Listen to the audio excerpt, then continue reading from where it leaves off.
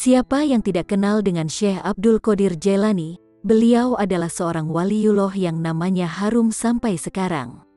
Ketakwaannya, kesalehannya, kesabarannya, keluhuran ilmunya, serta kedermawanannya, mengantarkan beliau menjadi rajanya para wali di zamannya. Namanya begitu harum hingga kini, serta para muridnya banyak mengisahkan karomah-karomah beliau yang begitu luar biasa. Dan inilah 3 karomah luar biasa yang admin sajikan untuk diambil hikmah dan pelajarannya.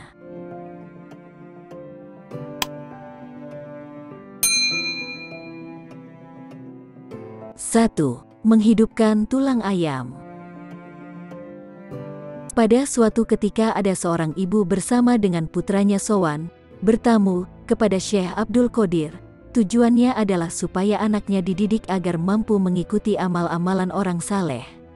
Syekh berkata, ketika kamu ingin menuntut ilmu, maka harus berani menjauh dari kenikmatan dunia, tidak banyak tidur, jangan menuruti hawa nafsu. Selang beberapa waktu, orang tua anak tersebut kembali menjenguk anaknya. Sayangnya, kondisi anaknya sudah berbeda dengan yang dulu. Badannya semakin kurus dan makannya hanya menggunakan khubza syair, roti kering. Secara spontan ibunya pergi kepada Syekh menanyakan keadaan anaknya. Setelah sampai di rumah Syekh, ibu tersebut mendapati Syekh Abdul Qadir selesai makan daging ayam yang cukup besar. Ia melihat Syekh masih menggenggam tulang paha ayam. Sang ibu bertanya kepada Syekh, "Syekh, jelaskan apa hikmah dari perbedaan makanan yang Anda makan dengan makanan anak saya? Mengapa anak saya hanya makan roti kering, sedangkan Syekh sendiri makan ayam?" Seketika Syekh mengambil tulang-tulang ayam tersebut dan Syekh berkata, "Hai tulang-tulang sekalian, jadilah ayam utuh seperti sedia kala dengan izin Allah Ta'ala yang bisa menghidupkan apa-apa yang sudah mati. Dalam sekejap, tulang-tulang tersebut menjadi ayam seperti semula." Ayam tersebut berkokok aneh, "La ilaha illallah Muhammadur Rasulullah, Syekh Abdul Qadir waliullah." Seketika Syekh Abdul Qadir berkata kepada ibu tersebut, "Jika anakmu bisa melakukan seperti aku, maka silahkan makan apapun yang anakmu suka." Dari kisah tersebut dapat diambil hikmah, untuk penuntut ilmu diharuskan untuk menjauhi kenikmatan-kenikmatan dunia yang menyebabkan kita lupa apa yang menjadi tujuan kita dalam belajar. Dianjurkan pula bahwa untuk tirakat dalam menuntut ilmu, sebagai ajang mendekatkan diri kepada yang mempunyai lautan ilmu.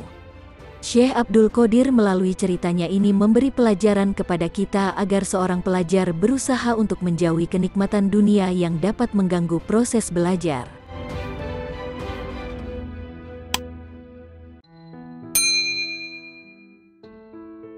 2. Mengubah isi kitab. Syekh Al-Mudaffar Mansur bin Al-Mubarak berkisah, "Sewaktu diriku masih muda, aku menghampiri Syekh Abdul Qadir yang kala itu bersama murid-murid beliau.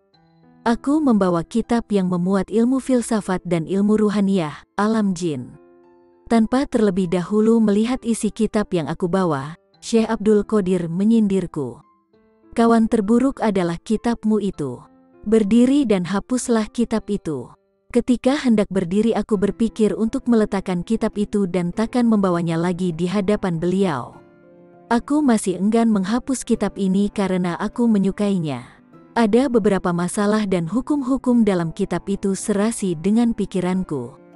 Kemudian aku berdiri dengan niat yang kupendam itu." Syekh Abdul Qadir memandangku dengan perasaan yang heran sehingga aku tidak bisa meneruskan langkah.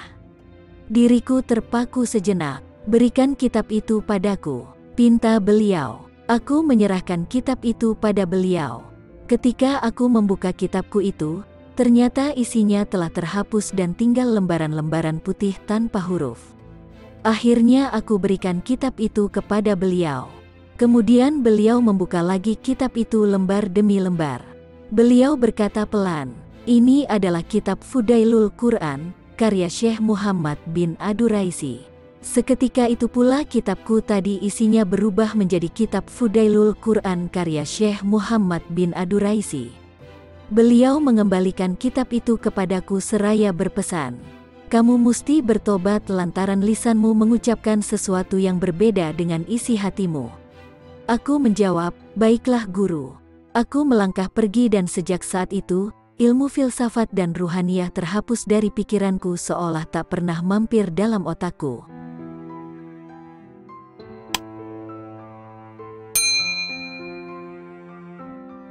Tiga. Terompah maut Syekh Abdul Qadir Al-Jailani. Syekh Abdul Qadir Al-Jailani baru saja selesai berwudu. Dengan terompah yang masih basah, dia berjalan menuju sajadahnya yang telah terhampar di lantai masjid. Beliau menunaikan salat sunnah 2 rakaat sementara beberapa muridnya duduk penuh takzim menunggu tak jauh dari sang mursyid itu berada. Setelah mengucap salam dan baru saja melafalkan beberapa zikir, tiba-tiba ia melontarkan terompahnya ke angkasa sambil berteriak keras. Belum lagi terlenyap keterkejutan para santri, Syekh kembali lagi melemparkan terompah yang satunya kembali ke angkasa. Sepasang terompah itu pun lenyap ke angkasa. Kemudian sang mursyid melanjutkan zikir kembali seolah-olah tak terjadi apa-apa. 23 hari kemudian, 2 santrinya yang bernama Syekh Abu Usman dan Syekh Muhammad Abdul Haki dikejutkan dengan kedatangan serombongan kafilah dagang di pintu gerbang madrasah mereka. Mereka menyatakan ingin bertemu dengan sang guru untuk menyampaikan nazar.